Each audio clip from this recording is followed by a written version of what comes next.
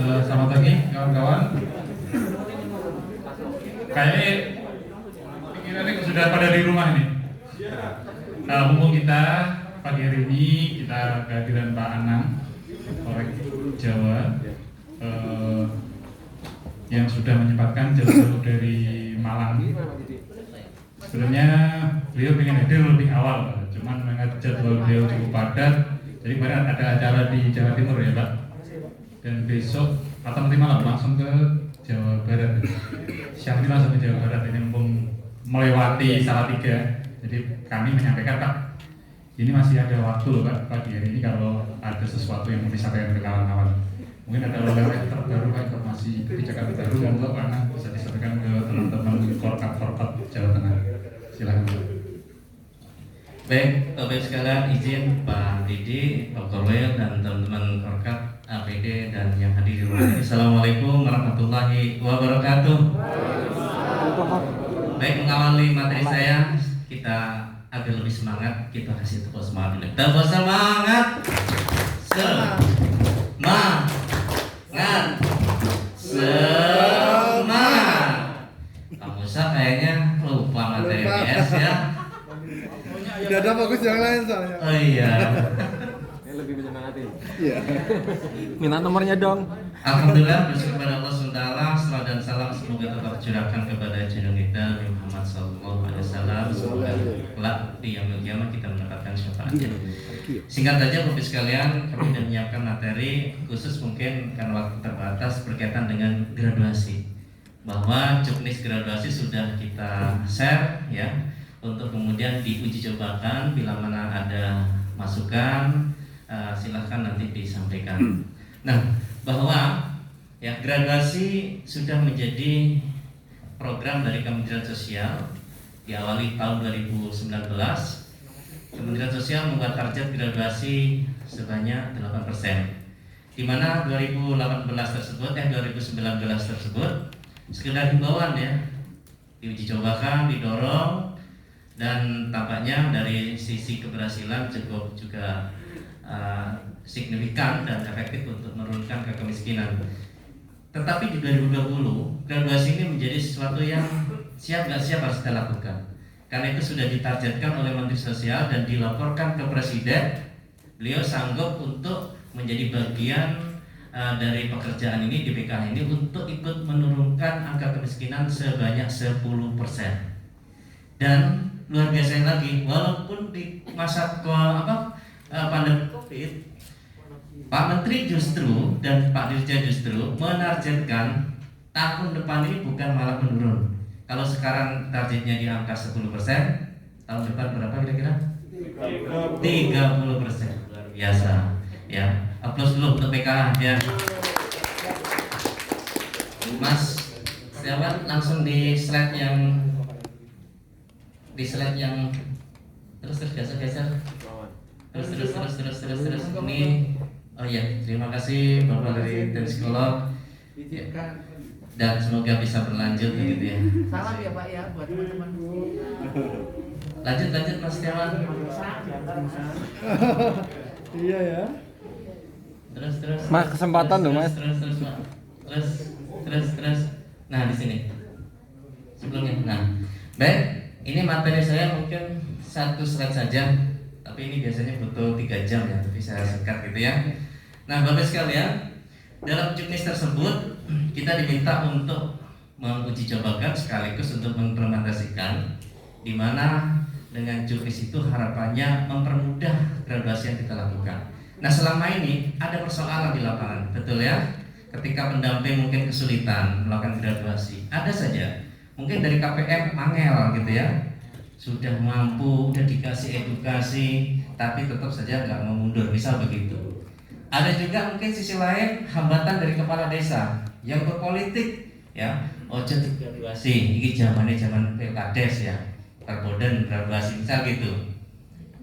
Dan mungkin pihak lain ya, elit politik yang menghalangi adanya proses graduasi. Intinya graduasi di lapangan ada fakta di mana kita menemukan kendala sehingga target tidak tercapai, betul tidak? Ada kendala itu, KPM-nya angel mundur, betul, walaupun sudah mampu. mungkin kadesnya juga nggak mendukung graduasi ada, dan banyak faktor lain. Nah, di sisi lain juga ada satu kondisi di mana teman-teman atau daerah membuat aturan sendiri tentang graduasi. Kalau kemudian disampaikan kemarin oleh Pak Slamet, pernah nggak ya terkait dengan graduasi ini ada ketentuan dari Kemensos harus ada surat pernyataan mampu dan bersedia mundur dari PKH terhadap KPM, ada nggak? Nggak ada. Coba di searching di Google, di searching di pedoman, peraturan apapun, tidak pernah ada Kemensos membuat aturan itu. Sisi lain juga begitu, Pak. Kalau nggak kalau nggak ada surat keputusan dari desa keterangan mampu, kami nggak berani graduasi. Sehingga daerah juga menetapkan salah satu kewajiban itu. Padahal Kemensos juga tidak pernah membuat keputusan bahwa kalau graduasi harus ada ini, harus ada itu, harus ada itu. Tidak. Artinya kondisi ini yang membuat semakin sulit dan pada akhirnya graduasi ini berjalan yang tidak seirama dan tidak kompak. Di sisi lain Bapak Ibu sekalian, ada pendamping yang kerja dari 2007 sampai sekarang nggak pernah graduasi, ada juga zong, ya ngalor ngidul ngelongetan dan hasilnya. Tapi ada juga pendamping yang baru direkrut 2016 dan 2018, hasilnya spektakuler juga cukup banyak. Di Bandung waktu itu diundang 2 pendamping dari Karawang dan dari Garut yang sudah melakukan graduasi sebanyak 120 KPM. Ini kan kontradiktif ya. Ada sisi lain penuh kesulitan, penuh alasan, ya, penuh pokoknya keluhan. Tapi di sisi lain graduasi itu mudah. Bahkan ada pendamping Garut yang mengatakan, andaikan Pak, KPM saya suruh mundur semua itu mau Pak. Ya. Ada kata kunci di sana, mungkin edukasi, komunikasi, sosialisasi yang belum optimal di sisi pendamping yang belum melakukan gradasi. Nah, yang pertama, apa yang harus kita lakukan tergradasi? Menjadi penting kita buat ukuran indikator gradasi dulu. Ya, di dalam indikator ini, ya, kita berbasiskan kepada data. Suka atau tidak, setuju atau tidak, bahwa di dalam data PKH itu ada inclusion error, betul ya? Betul ya? Ada sejumlah KPM yang sudah mampu tetapi faktanya tidak kita graduasi. Tadi itu ada kesulitan, ada hambatan dan sebagainya. Kalau kita mau jujur lagi, coba kita tengok kemarin bahwa di DTKS sendiri penerima manfaat TK sudah cukup banyak yang masuk middle class, betul? Kemarin diidentifikasi sekitar 1,1 juta itu yang masuk middle class sampai 1,2 juta. Artinya di DTKS ada KPM yang sudah masuk desil 4 dan 4 plus. Itu inclusion error. Di sisi lain, ya, ada KPM kita yang sejak 2007 sampai sekarang terima bantuan terus selama 13 tahun. Kalau Jawa Tengah ini 2011 ya. Ada fakta begitu. Sehingga ada KPM yang telah menerima bantuan itu lebih dari 5 tahun, cukup banyak. Ya. Padahal dari hal ini Bappenas telah membuat sebuah penelitian, jika KPM PKH itu sudah menerima bantuan selama 4 tahun dan terpenuhi juga bantuan komplementernya, maka seharusnya sudah siap digraduasi. Dan maksimal tahun kelima itu sudah wajib graduasi. Itu penelitian Bappenas. Kenapa? Semua kebutuhan sudah terpenuhi. Ya, dari kebutuhan untuk pendidikan kesehatannya terpenuhi dari PKH misal, dari KIS juga, dari KIP juga, dari BPNT juga, dan sebagainya. Nah, dalam hal ini untuk memastikan teman-teman bisa mengidentifikasi KPM mana yang masuk kategori inclusion error, harus dilakukan, harus dimutakhirkan datanya dengan 2 hal. Misal dengan cara reguler, pemutakhiran normal tiap 3 bulan sekali. Sebagai informasi baru, insya Allah di tahun depan ini arahan Menteri PKH nanti akan dicairkan setiap bulan sekali. Begitu juga final closingnya akan setiap bulan sekali. Juga rekornya Mas Arif setiap bulan sekali. Aduh. Ya, di masa Covid malah kerjaan semakin padat merayap gitu ya. Oke, yang kedua, untuk bisa mengukur kemampuan dari ekonomi, status ekonomi KPM bisa kita lakukan dengan PDST, ya, pemutakhiran data sosial ekonomi. Nah, teman sekalian, terhadap hal ini, ya, kemudian tentunya kita harus bisa menyiapkan strategi gradasi yang akan kita lakukan. Kita di sini aja. Yang pertama, pastikan teman-teman, ya tahapannya. Yang pertama, pastikan teman-teman memiliki data secara PMBA di mana dituangkan dalam sebuah profil. Dan profil ini yang kita harapkan bisa mengukur tingkat kesejahteraan KPM. Ya, ada 3 studi dokumen yang bisa kita gunakan untuk mengukur kemampuan KPM. Yang pertama, dengan adanya pemutakhiran data sosial ekonomi, ya. Yang kedua, dengan memanfaatkan data BDT, ya. Ketika KPM sudah masuk desil 44+, maka kita bisa bidik menjadi calon gradasi. Dan yang ketiga, dengan membuat profil tadi itu. Profil di dalam juknis sudah kita siapkan data apa saja yang perlu di entry agar kita bisa mengindikasi apakah KPM ini sudah mampu atau belum dalam catatan kita. Nah, di dalam profil itu wajibkan, ya pastikan ya teman-teman meminta pendamping semua memiliki profil yang bisa menginformasikan keluarganya, siapa saja anggotanya, berapa jumlahnya, termasuk pekerjaan dari anggota keluarga apa saja. Misal bapaknya bekerja sebagai tukang beca, ibunya mungkin PRT atau kerja macam-macam jualan dan lain-lain. Maka dengan pekerjaan ini kita bisa menghitung berapa penghasilan keluarga tersebut. Oke, bapaknya misal penghasilannya 1,5 juta per bulan, ibunya mungkin 1 juta per bulan. Jika keluarga tersebut memiliki anggota keluarga bapak, ibu dan 3 anaknya, maka anggota keluarganya berapa? Ada 5. Maka dengan cara begitu kita bisa menghitung berapa kemampuan indeks daya beli dari keluarga tersebut. Caranya, jumlah seluruh penghasilan keluarganya dibagi seluruh anggota keluarganya, maka itulah indeks garis kemiskinan atau daya beli dari keluarga tersebut. Setiap kabupaten sudah ditetapkan oleh BPS, ya, setiap tahunnya itu berapa indeks masing-masing. Misal Boyolali ya di angka 380 misal ya, atau 400. Sementara kalau keluarga tadi penghasilan totalnya 2,5 juta, anggota keluarganya 5, maka ketika dibagi ketemulah indeksnya 500.000. Nah, 500.000 ternyata dia berada indeks dari Boyolali yang 400.000 misal begitu. Maka diduga keluarga ini sudah mampu. Itu salah satu cara untuk bisa mengidentifikasi lebih dini, ya, identifikasi awal dugaan terhadap KPM yang sudah mampu. Tetapi tidak cukup di situ. Ya. Setelah diidentifikasi kemampuan daya belinya, cek dulu kebutuhan dasarnya sudah terpenuhi apa tidak. Kebutuhan dasar itu apa? Sandang, pangan, papan, pendidikan dan kesehatan. Cek. Jika persoalan sandang pakaian tidak ada persoalan, jika persoalan rumah papan tidak ada persoalan milik sendiri misal begitu, jika persoalan pendidikan, ya, pangan dapat BPNT macam-macam dan kesehatannya dapat KIS dan seterusnya, maka indeks yang sudah kita temukan tadi bisa kita gunakan untuk membuat dugaan bahwa KPM ini sudah mampu.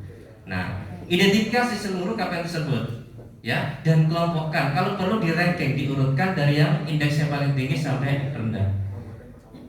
Teman-teman sekalian, profil ini bisa dipakai nanti sebagai argumen untuk mengajukan graduasi. Agar profil ini kuat statusnya, maka profil ini bisa dicetak dan kemudian dikonfirmasikan kepada pihak-pihak terkait. Contoh RT RW, ya, di situ sudah bacakan juknisnya, ada profilnya ya, itu bisa dipakai. Misal datang ke RT, Pak RT ngapunten badhe nyuwirsa, apakah ibu ini tasik pantes, ya, dapat bantuan beras, dapat bantuan PKH, dapat bantuan-bantuan yang lain. Kalau jawabannya Pak RT, Pak RW dan mungkin orang-orang terkait mengatakan, loh Mas ini sudah pantes ki, jadi wis mampu salah sasaran. Nah, berarti dugaan kita valid, ya. Tapi kalau jawabannya betul Mas itu rumah sendiri, pekerjaannya bagus, tapi anaknya sakit-sakitan dan membutuhkan biaya banyak sehingga dia, ya, penghasilannya habis untuk berobat. Nah, berarti yang begini tidak valid. Kemudian kumpulkan data-data yang terkonfirmasi valid tersebut sebagai graduasi. Maka tahapan berikutnya adalah perlunya teman-teman melakukan sosialisasi. Nah, ini persoalan yang belum dilakukan sehingga banyak penolakan. Kenapa kepala desa menolak? Mungkin kata kepala desa, graduasi merugikan saya, menurunkan citra dan wibawa saya. Nah, menurunkan juga mungkin jatah dari desa saya, mungkin begitu. KPN juga begitu, akan merasakan bahwa lo dengan graduasi inilah kurang rezekiku, kan begitu ya. Mana yang hidupku kan juga pada akhirnya tidak senikmat kemarin ketika dapat bantuan PK, bla bla bla macam-macam. Nah, karena kurangnya sosialisasi dan edukasi menyebabkan banyak pihak yang mengatakan graduasi ini merugikan, graduasi ini tidak menguntungkan, graduasi ini pokoknya sudahlah, kalau bisa dilarang, mungkin begitu. Nah, ada KPN juga mengatakan ketika pendampingnya meminta graduasi mundur. Jadi ketika pendamping meminta KPN sudah mampu ini untuk membuat surat pernyataan mampu dan mundur, ada juga yang mengatakan, loh mas ini siapa? Saya dapat bantuan kan dari Kementerian Sosial, yang ngasih Kementerian Sosial, kok mas peduli amat suruh saya mundur kan gitu ya. Nah terserah saya misal begitu. Bahkan kalau di Jawa Timur, di Madura itu ada yang sudah haji 2 kali, kalau disuruh mundur itu nggak mau ya. Nah, maka disinilah pentingnya edukasi dan sosialisasi yang perlu kita lakukan. Pertama begini, perlu disampaikan kepada semua pihak, kepada RT RW, desa, tokoh setempat dan seterusnya, semua pihak saja, termasuk kepada dinas sosial, pentingnya dan tujuan graduasi. Kalau menurut saya ada 5 ya, boleh dicatat. Ini penting. Tujuan pertama dari graduasi adalah agar bantuan sosial tepat sasaran, betul nggak? Ya. Kemudian kita eksplorasi orang yang mampu dan kaya kemudian masih diberi bantuan tepat sasaran nggak? Tidak, ya. Nah tentu kepala desa setuju nggak? Pak Kades setuju nggak jenengan? Kalau yang kalian sudah kaya ini tetap dikasih bantuan, pasti Pak Kades nggak setuju kan gitu ya? Berikan edukasi begitu. Nah kalau Pak Kades nggak setuju, tentu Pak Kades harus peduli terhadap graduasi. Jadi tepat sasaran. Yang kedua, ya, tujuan graduasi adalah untuk mempercepat penurunan angka kemiskinan. Itu kan teori Pak? Enggak.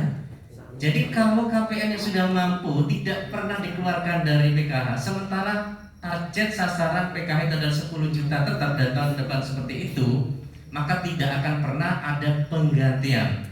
Ya. Jadi penanganan kemiskinan yang eksklusi daerah itu akan terhalang terhadap orang-orang yang sudah mampu ini. Betul nggak? Sehingga menghambat ya percepatan penurunan angka kemiskinan. Nah, kalau itu disampaikan kepada Pak Kades setuju nggak? Kalau kemudian yang sudah mampu ini ya kemudian kita graduasi untuk bisa digantikan oleh warga jenengan yang eksklusi daerah.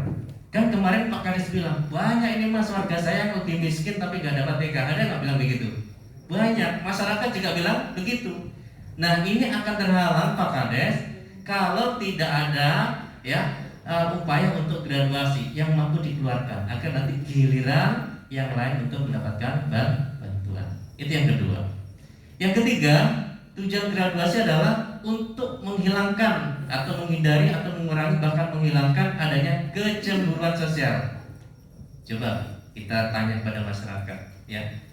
Bahkan banyak orang yang berkomentar di media juga, sing untuk bantuan kok panggah wong kuwi wae ya. Kapan giliran aku luwih miskin. Aku juga punya anak sekolah, tapi kapan giliran? Nah, cemburu nggak orang macam ini? Cemburu. Udah gitu di Covid ini kasih lagi bantuan lagi. Tambahin bantuan 25%, tambahin lagi bantuan beras. Orang-orang yang tidak dapat bantuan ini semakin sakit nantinya kan gitu ya. Nah, akan menjadi fair, adil kalau kemudian yang sudah mampu ini kita keluarkan agar dipastikan yang memang berhak saja untuk ya kita berikan bantuan. Jadi yang ketiga adalah untuk mengurangi adanya kecemburuan sosial. Kalau yang disampaikan kepada Pak Kades dan orang-orang selama ini menghalangi graduasi, setuju nggak kira-kira? Pasti setuju. Pak Kades setuju nggak? Ya. Kalau kemudian yang kaya tidak dibantu, yang miskin giliran nanti didapatkan. Supaya tadi itu nggak ada keresahan. Dan yang keempat, ya, untuk mewujudkan keadilan sosial. Ya, adil itu tidak harus sama rata, tidak harus begitu, ya, dalam hal bantuan sosial, tetapi proporsional. Kalau dalam bahasa istilah agama itu menempatkan sesuatu pada tempatnya, kan begitu ya. Ya, melakukan sesuatu secara proporsional. Contoh kita punya anak 3, satu masih TK, yang kedua SMA, yang ketiga sudah kerja, misal begitu. Ada nggak kalau kemudian masing-masing kita beri uang 2.000 ya setiap hari? Bagi yang TK seneng 2.000 kan, bisa beli permen, macam-macam beda ya. Tapi bagi yang SMA 2.000 Mbak, untuk apa? Paling parkir, sekali parkir untuk motor udah habis. Bagi yang sudah kerja nggak perlu, dia sudah dapat pekerjaan dan dapat penghasilan. Maka adil itu yang sudah kerja ya mungkin tidak perlu diberi uang 2.000. Yang SMA mungkin dilebihkan ya uangnya, seperti itu. Nah, demikian juga untuk bantuan sosial, maka kita akan mewujudkan keadilan sosial itu jika ya menempatkan atau memberikan bantuan secara proporsional. Yang mampu tidak dibantu dan yang miskin yang memenuhi syarat harus dibantu. Itu kira-kira. Nah, kalau ini kita sosialisasikan kepada kepala desa atau pihak-pihak lain selama ini yang menolak bantuan, setuju nggak kira-kira? Pasti setuju. Jadi persoalan selama ini kurangnya koordinasi dan seterusnya. Bahkan izin menyampaikan sharing. Beberapa waktu lalu kami ke Kabupaten Jawa Timur, di Jawa Timur, di Jember, itu ada kades yang meminta forum dengar pendapat dengan DPRD. Jadi beberapa kecamatan diundang, semua sepakat memusuhi pendamping. Seolah pendamping itu makhluk lain ya, yang datangnya itu bikin masalah, begitu ya. Ternyata kata kuncinya mereka tidak pernah koordinasi, kegiatan tidak pernah ada komunikasi. Begitu ada masalah-masalah larinya ke kades. Ya. P2K2 juga gitu, tidak pernah ada koordinasi. Di masa Covid boleh apa tidaknya, hajar aja begitu. Ya, begitu ada masalah larinya ke kades. Jadi itu kades menyimpulkan giliran ada masalah kok tiba aku yang kena campurnya, kan begitu ya. Oke. Maka akan menjadi diterima oleh semua pihak ketika tadi itu bantuan diberikan kepada yang berhak saja. Dan yang penting yang kelima Bapak Ibu sekalian, tujuan dari graduasi itu apa? Agar tidak ada kezoliman di antara kita. Betul kira-kira? Contoh nih, pendamping yang tahu KPM-nya mampu dan tidak ada upaya graduasi, zolim nggak kira-kira? Zolim kepada siapa? Kepada pertama KPM, exclusion error, yang menunggu-nunggu kapan giliran saya dapat bantuan. Gara-gara dia nggak mau graduasi, maka saya tidak pernah dapat giliran TK. Betul kan? Dia juga zolim kepada KPM yang terima bantuan yang kaya tadi itu. Dia berkontribusi ya menjadikan KPM tersebut menikmati korupsi bansos. Ingat di dalam undang-undang itu, orang yang mampu dan berpura-pura miskin dan terima bantuan sosial maka bisa dipidana. Nah, dia masuk kategori itu, korupsi bantuan sosial. Dan dalam bahasa agama, maka pendamping ini juga berkontribusi ya menjadikan KPM yang sudah mampu ini menerima barang haram. Betul tidak? Karena bukan haknya. Seharusnya diberikan kepada masyarakat lain yang lebih miskin, yang berhak, karena dia sudah mampu dan terima bantuan itu dimakan, maka jadilah dia barang haram. Dan yang ketiga, dia zalim kepada negara. Negara telah dirugikan. Ya, anggaran bansos ini tidak sesuai peruntukannya, maka negara bisa dirugikan. Oke. Nah, khawatirnya terhadap hal begini, ini bukan menjadi persoalan yang ringan nanti di akhirat. Nah, kira-kira begitu ya. Misal ya, ketika pendamping sudah enak-enakan mau masuk surga gitu ya, ada KPM datang, ya malaikat, tunggu, saya protes pada siapa? Itu pendamping ya. Gara-gara dia tidak pernah mau berupaya melakukan graduasi KPM yang mampu, sehingga saya sampai mati saya nggak terima bantuan PK. No, kalau udah begitu kan pusing sudah. Kata pendamping, iya Pak, karena korkap saya menghalangi graduasi Pak. Misal begitu, ya sudah panggil korkap sekalian. Nah, misal gitu. Padahal udah enak-enakan duduk di surga, kira-kira gitu ya. Nah, jadi Bapak Ibu sekalian, persoalan bansos ini tidak sekedar mau kita lakukan apa tidak mau kita lakukan, boleh apa tidak. Tapi bagi saya persoalan graduasi adalah persoalan wajib. Ya, ia harus menjadi kebutuhan bersama.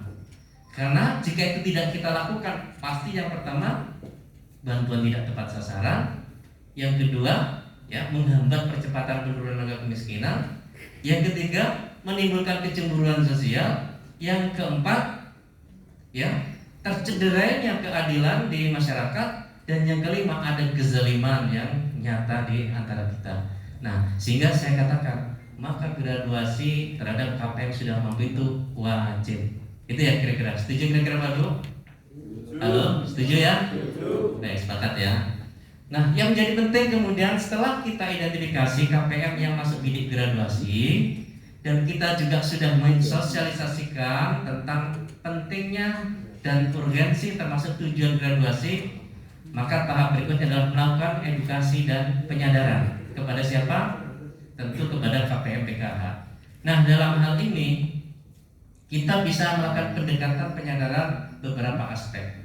Yang pertama, bisa dieksplorasi nilai-nilai yang ada di dalam sila-sila Pancasila. Sentuh itu dengan nilai-nilai ketuhanan. Sentuh KPM-nya dengan nilai kemanusiaan. Sentuh ya dengan nilai persatuan dan seterusnya sampai keadilan sosial. Nah, dengan begitu harapannya tumbuh empatinya, tumbuh kesadarannya masih ada loh Bu, ya KPM atau masyarakat di sekitar kita yang lebih miskin tapi belum dapat bantuan. Kiranya sudah mampu bersedia untuk ya mundur gantian begitu. Nah, ketika KPM-nya sudah sadar, langsung jangan pakai lama-lama, siapkan surat pernyataan mampu dan mundur sebagai penerima PKH. Maka dokumen ini juga bisa dipakai untuk alasan graduasi. Clear ya? Nah, Bapak Ibu dalam berikan edukasi penyadaran juga bisa disampaikan nilai-nilai agama gitu. Kalau perlu dijadwal tuh Ustadz tukang khutbah begitu ya, dijadwal Pak Ustadz, Ustazah, ini kami P2K2 topiknya adalah tentang graduasi. Mohon bisa disampaikan halal haramnya bantuan sosial bagi KPM yang sudah mampu. Nah, kan gitu ya. Perlu juga bekerjasama sebanyak itu. Mungkin dalam proses edukasi belum bisa disentuh kemanusiaannya, tapi ketika dia diberikan sentuhan dari aspek agama, bisa jadi orang pada akhirnya oh iya ngeri ya, daripada nanti aku di akhirat bermasalah kan begitu ya. Nah, akhirnya dia bisa menerima. Kalau perlu Bapak sekalian ya, di beberapa momentum itu pendamping kan sudah biasa tuh membuat video film begitu ya. Buatkan aja film tentang azab ya, tentang azab ya bagi KPM yang sudah mampu tapi terima bantuan ya. Ada di kubur yang terbelah, mungkin gitu ya, petir menyambar-nyambar gitu ya, silakan gitu ya. Jadi setelah diberikan ya ceramah mungkin oleh tukang khutbah atau ustazah di dalam hal penyadaran graduasi, putarkan untuk dikuatkan kembali. Nah, dengan demikian Bapak Ibu sekalian, ketika KPM-nya sudah mulai tersentuh hatinya, ya yang mampu ini siapkan langsung surat pernyataan mampu untuk bisa mundur dari IPK. Itu bisa dipakai. Oke, yang selanjutnya menjadi penting adalah teknik graduasi. Ya, dalam hal teknik graduasi ini menjadi penting Bapak Ibu sekalian. Bisa jadi ya teman-teman tadi yang pada awalnya mewajibkan harus ada A, B, C, D, E komplit. Tetapi dalam hal graduasi, sesuai pembicaraan kami di pusat waktu menyusun dengan Mas Harif juga, graduasi itu banyak pilihan, banyak jalan menuju graduasi. Kalau dalam bahasa Bang Roma Irama kan banyak jalan menuju Roma kan gitu ya. Tapi sekarang adalah banyak jalan cara menuju graduasi. Yang pertama ya, jika pendamping juga bisa menyiapkan dokumen, tapi begini, graduasi itu harus ada dokumen argumentasinya, ya, dokumen penguatnya. Pertama, bisa dipakai surat pernyataan mampu dan bersedia mundur dari KPM. Jika itu ada, maka cukup dengan itu bisa diajukan untuk graduasi. Yang kedua, itu 5 menit, sebentar ya. Oke. Kita dihalangi waktu apa disampaikan materinya, itu pertanyaannya. Sebentar lanjut. Yang kedua, ya, jika kemudian pendamping bisa ya berkoordinasi dengan pemerintah desa sehingga bisa mendapatkan surat keterangan mampu, maka itu juga bisa dipakai untuk argumen graduasi. Nah, cara-cara itu bisa kita lakukan. Atau yang ketiga, jika para pendamping bisa mendapatkan berita acara Musdes Muskel yang membahas tentang updating ya status kemiskinan warganya yang nanti untuk diantri dari SING, maka lampiran berita acara yang mencantumkan KPM dari itu, jika ada KPM yang dinyatakan mampu, itu juga bisa dipakai untuk graduasi. Bahkan jika ini mentok, KPM ngeyel, ya Kasdes juga nggak mau, nggak ada berita acara itu macam-macam, masih bisa dengan cara yang lain. Dengan cara apa tadi? Menggunakan studi dokumen, ya, apakah itu dengan data DTKS, KPM yang sudah ada di Desil 414, atau tadi hasil BDSE, atau dengan menggunakan profil yang kita siapkan tadi itu yang sudah terkonfirmasi kepada RT RW. Dan itu pun jika tidak ada, bisa dengan pakai cara yang lain, termasuk mungkin surat dari dinas yang mengajukan graduasi dengan daftar BNPA terlampir. Nah, itu Bapak sekalian. Jadi banyak ya cara atau dokumen yang bisa kita pakai untuk melakukan graduasi. Bahwa di IPKH syarat untuk bisa di upload ya data perubahan itu harus mencantumkan dokumen. Nah, dokumen tadi seperti tadi itu surat pernyataan mampu, surat keterangan mampu, macam-macam kira-kira termasuk profil itu bisa kita jadikan upload untuk dokumen. Baik, yang terakhir yang menjadi penting adalah prosedur graduasi. Nah, selama ini graduasi yang dilakukan itu sporadis, nggak sama di setiap daerah, setiap kabupaten juga nggak sama. Bahkan seluruh Indonesia nggak ada standarisasinya. Ada yang pendamping tektokan aja kemarin dengan APD, ya ini DAD ya karena sudah mampu dieksekusi oleh APD waktu itu. Sekarang ya graduasi sudah dikembalikan dan bisa diakses oleh pendamping ya. Tidak standar sebelumnya, ada yang melalui korkapnya. Oleh korkap dicek, oke setuju baru kemudian bisa di-entry. Ada yang melalui dinas macam-macam ya. Nah, untuk itulah perlunya dilakukan standarisasi graduasi dan di Juknis ini kita siapkan ada projectnya. Yang pertama tahapannya adalah mungkin dicatat pendamping mengajukan graduasi kepada dinas ya melalui korkap ya ajuan secara tertulis kepada dinas melalui korkap dilampiri data BNBA dan dokumen yang dijadikan dasar melakukan graduasi. Nah, ada peran di situ pendamping mengajukan. Walaupun pendamping bisa entry langsung di IPK, tetapi harus ada prosedur mengajukan. Nanti ketika diaudit, ini siapa yang bertanggung jawab, siapa yang mengajukan, siapa yang memverifikasi, siapa yang menyetujui, harus ada. Maka di prosedur itu seperti itu. Selanjutnya ketika korkap menerima dokumen tersebut, tugas korkap adalah melakukan verifikasi, dibantu mungkin oleh SPV atau APD atau SPV membantu korkap dalam memverifikasi kelayakan ajuan graduasi. Cek dokumennya, kelengkapannya, mungkin kelengkapan dokumen, foto, arsip dan sebagainya. Jika memang dinyatakan layak dan tidak ragu, silahkan ditandai dalam bentuk paraf. Mungkin begitu di ajuannya. Jika memang itu meragukan, mungkin bisa dilakukan uji petik untuk turun visit ke KPM PKH. Betul nggak rumahnya ini? Ya, konfirmasi ke tetangganya RT. Ya, jika ajuan itu dilakukan. Tapi jika semua katakan oke, firm dan sepakat verifikasi layak, maka tahapan berikutnya adalah korkap membuat nota dinas kepada dinas sosial untuk meminta persetujuan graduasi. Ya. Jadi korkap membuat nota dinas ya kepada dinas, bisa kepada kepala dinas atau kabitnya yang selaku penanggung jawab PKH untuk meminta persetujuan graduasi. Nah, persetujuannya itu nanti dijadikan dasar korkap melakukan approve graduasi. Clear ya? Jadi di sini ada semua pihak terlibat, pendamping terlibat dalam menyiapkan argumen dan ajuan graduasi. Kemudian SPP atau APD di sini ya dalam hal ini membantu korkap untuk melakukan verifikasi kelayakan dokumen dan yang lainnya.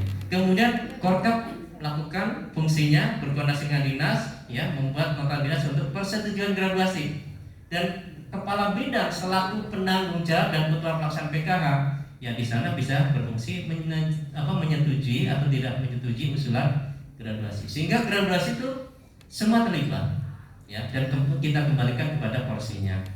Nah, selanjutnya ketika sudah di entry di PKH di approve oleh korkap maka tinggal disetujui oleh JSK. Dan harapan kami ketika kami kemarin ajukan dalam Juknis itu adanya surat keputusan dari JSK yang menetapkan graduasi. Dan kalau kami meminta itu nanti bisa dituangkan di EPK sehingga ketika pendamping ditanya oleh KPM-nya, Pak pendamping ya KKS saya kok saldo 0, sebentar Bu saya cek dulu. Nah begitu ya, cek dulu, oh ternyata sudah graduasi. Itu harapannya bisa di-download ya untuk memudahkan dalam hal sosialisasi. Maka menjadi penting bagi teman-teman sekalian dalam hal edukasi dan penyadaran, jangan boleh ada kata-kata yang sifatnya mengancam, mengintimidasi, memaksa KPM itu graduasi. Jangan, sampaikan dengan bahasa yang cair, ya, seolah ya tidak ada suatu apa ya, kalau enggak gini gitu nanti tak keluarin, jangan dah. Supaya apa? Supaya kelak KPM ketika menolak graduasi, nggak mau membuat surat pernyataan mampu itu, dan suatu saat ternyata kita graduasi, menjelaskannya lebih mudah, ya, mungkin dengan menunjukkan ya IPKH atau dokumen keputusan SK graduasi, atau mungkin meminta konfirmasi ya kepada pihak terkait, kepada Pak Orkap, mungkin pendampingnya pura-pura telepon selalu kepada Pak Dir gitu ya, oh iya Bu ternyata sudah digraduasi ya, ya saya ikut terharu misal begitu ya, dan semoga kelak bisa mendapatkan pengganti rezeki yang lebih baik. Dan saya juga ucapkan selamat Ibu telah lulus ya dari PKH. Itu teman sekalian.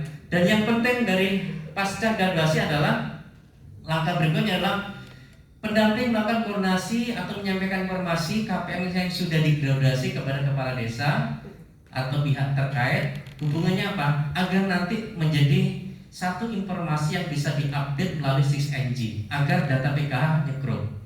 Ketika DPK sudah dikeluarkan karena faktor mampu, harusnya di DTKS ada perubahan statusnya, desilnya. Dan itu akan berubah ketika dilakukan perubahan entry data melalui 6NG. Dan itu berubah ketika sudah dimusyawarahkan di Musdes Muskel. Dan itu akan berubah ketika pendamping menginformasikannya KPM sudah mampu dan digraduasi. Dan yang terakhir, pasca itu semua, ya ini penting sekali, hendaknya setiap dinas kabupaten kota membuat inisiatif terobosan baru, ya, melaporkan setiap tahapnya. Halo Mas Musa, halo, khawatir lupa. Setiap kabupaten kota, ya, setiap tahapnya melaporkan graduasi kepada direktur sekaligus mengusulkan calon penggantinya. Jadi saya sudah sampaikan waktu 2018 ke Pak Hari, saya ulang lagi 2019, setuju sebetulnya, tapi lupa dituangkan di surat apa keputusan atau di pedoman. Kami sampaikan begini, penting ya Pak Dirjen, Pak Direktur untuk memberikan apresiasi kepada kabupaten kota yang sudah melakukan graduasi untuk diberikan kesempatan mengajukan calon penggantinya, supaya terjadi fastabiqul khairat, ya, supaya terjadi kegairahan daerah untuk berlomba-lomba melakukan graduasi. Tetapi ada syarat, ya, syaratnya adalah 5. Data yang diajukan pertama ada di DTKS, lihat ya, sehingga nanti BBN-nya menyebut IDPDT dan seterusnya. Yang kedua, masuk kelompok desil 1, 2, maksimal 3. Clear ya? Yang ketiga, sudah sebagai penerima BPNT non PKH. Oke. Yang keempat, dilengkapi KYC. Kalaupun nanti burekor sudah siap burekor. Dan yang kelima, sudah dilakukan validasi. Kita sudah pastikan ya persyaratannya dan komponen kepesertaannya. Kalau itu sudah kita yakinkan, tuangkan di surat dinas untuk kita ambil inisiatif agar kiranya kita bisa mengajukan ya daftar nama calon pengganti. Kalau kemarin graduasi mungkin 1000, kita ajukan 1000 dengan daftar terlampir yang sudah memenuhi 5 kriteria tadi. Nah dengan cara begitu Bapak Ibu sekalian, insya Allah ini akan memudahkan JSK dan memberi gairah. Dan itu sudah kita konfirmasi kemarin, Pak Slamet juga menyatakan insya Allah dalam waktu dekat Pak Dir juga akan semacam ini menyetujui jika daerah mungkin melakukan hal itu, tapi akan dituangkan dalam surat. Sebelum itu dilakukan, sekiranya kita mengambil inisiatif terlebih dahulu, ya, karena pengalamannya 2019 ketika waktu itu terjadi pengurangan KPM sekitar 150.000 sampai 200. Itu Subdit Video minta saya, Pak Karek tolong diminta kepada daerah siapa cepat siapa dapat untuk mengajukan ya sebanyak sekian kekurangan KPM untuk penggendapan 10 juta. Nah akhirnya dalam waktu yang singkat kita sudah cukup Pak Karek, sudah terpenuhi dan lebih. Nah 2020 juga begitu terjadi di bulan April. Jumlah KPM terkurang dari 10 juta ada 9,2 juta, sehingga CSK meminta Pusdatin untuk mengeluarkan data-data dengan syarat tadi itu. Kemudian dilakukanlah validasi by sistem. Nah, data DTKS itu persoalannya tidak seluruhnya valid, sehingga kemarin validasi by system menyisakan masalah, betul ya? KPM sudah mampu kita graduasi masuk lagi, yang sudah meninggal masuk lagi, yang tidak ada komponen masuk lagi. Kenapa tidak kita berinisiatif, kita menyediakan data yang sudah siap pakai, JSK nggak perlu pusing-pusing, dan itu kita tuangkan dalam surat dinas sebagai inisiatif agar kita yang lebih bergairah lagi kepada generasi. Maka Bapak Ibu, dengan model ini saya kira 10% ringan ya, insya Allah ya, tercapai ya. Bagaimana 10% siap graduasi? Kalau saya katakan ya KPM siap graduasi, maka teman-teman siap? Oke. Ada salam yang disampaikan oleh Pak Slamet, namanya salam KPM ya. Kalau saya katakan salam KPM, kita katakan siap graduasi. Salam KPM, siap graduasi. Salam KPM, siap graduasi. Salam KPM, siap graduasi. Oke, terima kasih. Assalamualaikum warahmatullahi wabarakatuh. Terima kasih Pak Anang atas penjelasannya terkait graduasi. Saat ini menunjukkan pukul 11 kurang 9 menit. Karena hari Jumat, nanti juga akan persiapan sholat Jumat. Apakah ada pertanyaan? Kalau tidak ada, nanti bisa japri ke Pak Korek. Jangan khawatir, jangankan korkap, pendamping saja bisa langsung laporan ke Pak Korek, Pak Korek. Baru saja menerima laporan dari Kendal, Pak Korek. Tadi cerita ke saya waktu di lift. Jadi nanti kalau ada permasalahan terkait yang disampaikan Pak Korek hari ini, teman-teman ada ganjalan atau kurang puas, nanti bisa langsung telepon Pak Anang. Sudah tahu nomornya? Sudah disimpan? Oke. Kalau belum ada nomornya atau belum punya nomornya Pak Anang, hubungi saya atau Pak Arif. Mungkin itu dari kami. Saya serahkan kepada panitia. Kurang lebihnya mohon maaf. Wassalamualaikum warahmatullahi wabarakatuh.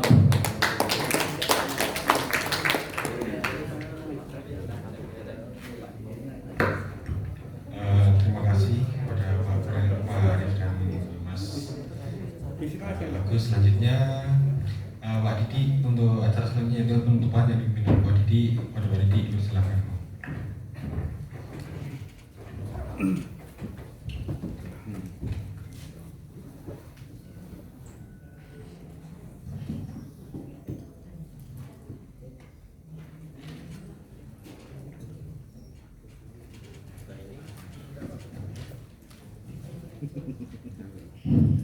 Terima kasih. Assalamualaikum warahmatullahi wabarakatuh.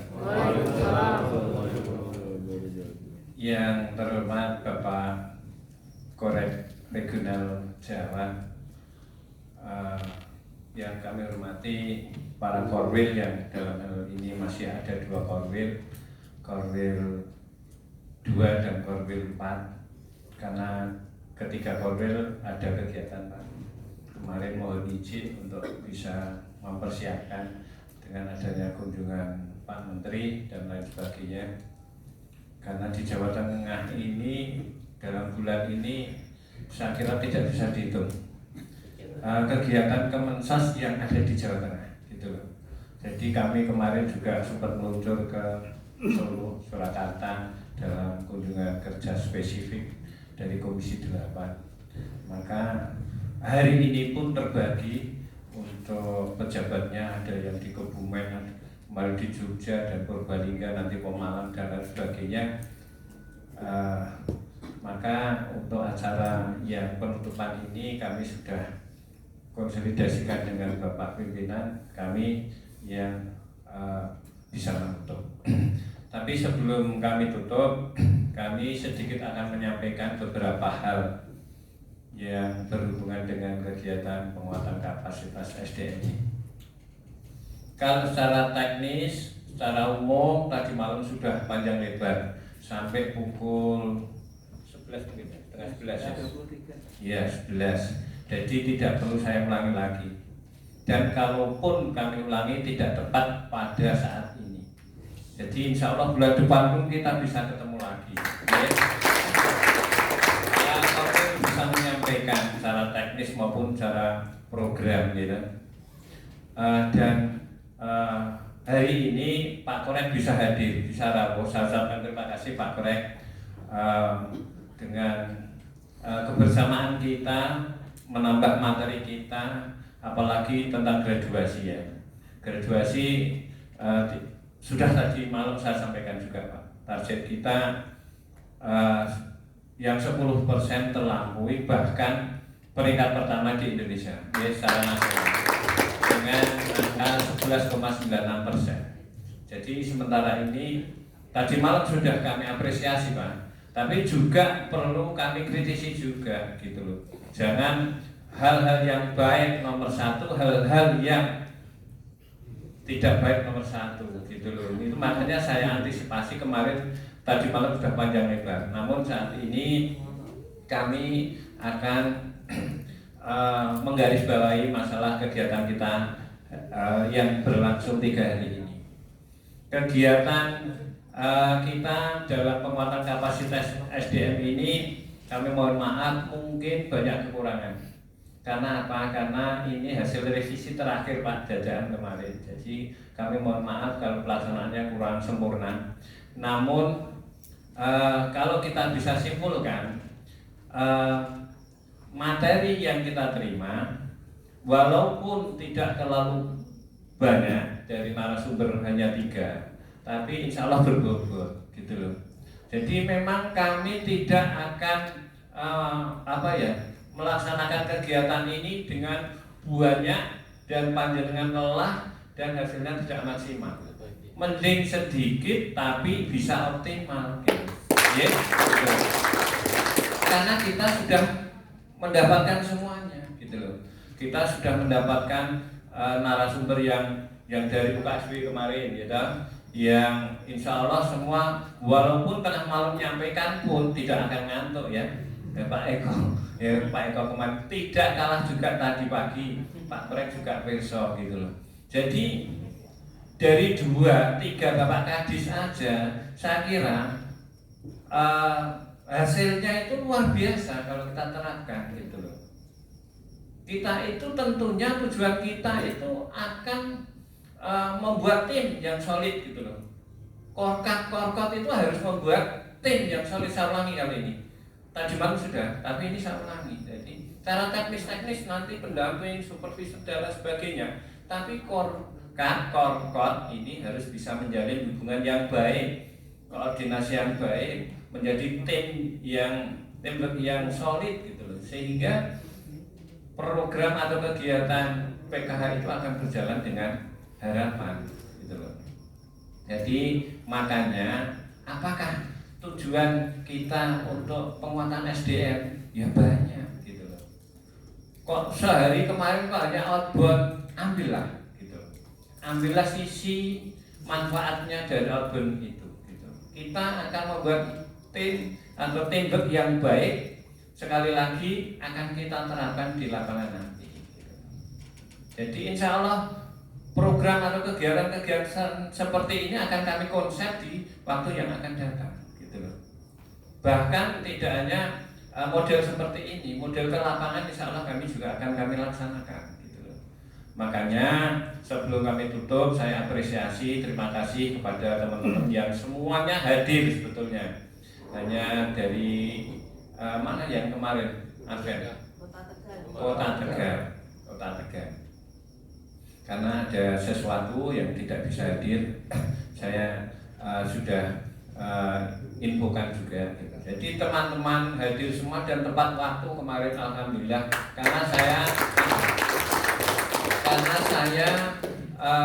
kemarin waktu ada kegiatan Pak Kadis nggak berkenan, jangan terulang lagi. Maka kemarin luar biasa Pak Kadis, betul. Terima kasih Pak Kadis, sampai kerasan banget ya, tidak hanya di sini tapi di transit itu sampai malam banget gitu. Beliau berbincang-bincang seperti itu. Alhamdulillah kami bisa memberikan suasana yang cair lah gitu. Dari kemarin yang semalam sampai saya pas waktu kemarin di Jakarta ditelepon langsung, Pak Didi kalau seperti ini saya tak pulang aja ya. Wah, ampun Pak, ampun kan. Tapi itu saya persiapkan tadi. Kemarin juga alhamdulillah sukses Pak, bagus, Pak Kadis juga berkenan sekali. Insya Allah kegiatan-kegiatan ini Pak Kadis akan sangat respect gitu loh. Selama ada waktu, selama ada kesempatan Pak Kadis rangkul gitu. Sekprinya sampai kemarin Pak, kegiatan untuk Jamsos itu Pak Kadis itu hadir terus gitu loh. Hadir terus, entah itu di bencana atau di Jamsos itu hadir secara pribadi gitu. Makanya kami mohon untuk teman-teman pesan-pesan tadi malam saya tidak ulangi lagi, monggo itu diaplikasikan di lapangan. Dan untuk penguatan kapasitas SDM ini memang tidak bisa menjangkau Pak, menjangkau semua korkap atau korkot. Satu, karena memang hanya anggaran tersedia terbatas. Yang kedua juga masa pandemi COVID yang belum memungkinkan untuk kegiatan ratusan orang atau banyak orang gitu. Namun insya Allah kami di waktu yang akan datang, di tahun yang akan datang, akan kami konsep kegiatan seperti ini lebih manis lagi. Mungkin ada apresiasi yang akan kami sampaikan kepada panjenengan secara tim maupun secara perorangan gitu loh. Jadi tidak hanya apresiasi hanya lisan saja Pak Didi, insya Allah kami usahakan seperti itu. Mohon untuk semangat untuk di lapangan untuk melaksanakan tugas dengan baik, apalagi graduasi yang 30% tadi. Terus untuk konsep yang akan datang dengan adanya kegiatan penguatan SDM seperti ini, itu bisa dilanjutkan dengan kegiatan yang positif lainnya, walaupun tidak secara formal atau normatif ya, gitu loh. Bukan, maksud saya gini, kita itu sudah pernah membuat Jateng Fest, sukses. Kita rakor semua korkap-korkap bisa, dan kita kedepannya juga akan membuat semacam Jateng Fest yang lebih sukses lagi gitu loh. Harapan kami tahun depan, karena apa? Tahun 2022, 2023 itu sudah banyak muatan politiknya. Kalau tahun depan masih kita bisa agak netral gitu. Betul nggak? Kalau kita kompak, kalau kita mempunyai kegiatan secara bersama-sama yang bisa kalau bisa menghasilkan ribet yang baik gitu loh. Contohnya saja dari kemarin Mas Heru saya sudah coba Mas nggak kegiatan PKH Jateng yang notabene bisa menghasilkan. Contohnya teman-teman sudah banyak buat medsos yang YouTube dan lain sebagainya gitu. Kita kondisikan 5.000-an SDM itu kalaupun nambah satu aja atau suami atau istri atau anak sudah 11.000 kita itu gitu lah gitu loh. Maksud saya itu perlu digagas, perlu dilaksanakan, dicoba, ya mudah-mudahan berhasil gitu loh, mudah-mudahan berhasil gitu. Kalaupun gagal tidak masalah kan, kita hanya coba aja Pak gitu. Ini perlu digagas, dicoba, kalau nanti menghasilkan kan bisa untuk kegiatan-kegiatan seperti halnya yang saya sampaikan di awal tadi. Sekali lagi untuk kegiatan ini kami apresiasi dan kami mohon maaf segala kekurangan, dan sesuai dengan arahan Pak Kabid, karena memang banyak kegiatan di Dinas Sosial Provinsi, kami perkenankanlah pada saat ini pukul 11:05 acara kegiatan penguatan kapasitas SDM tahun 2020 kami nyatakan ditutup dengan membaca Alhamdulillahirabbil alamin. Dan terima kasih atas kata sampai berjaya. Wassalamualaikum warahmatullahi wabarakatuh.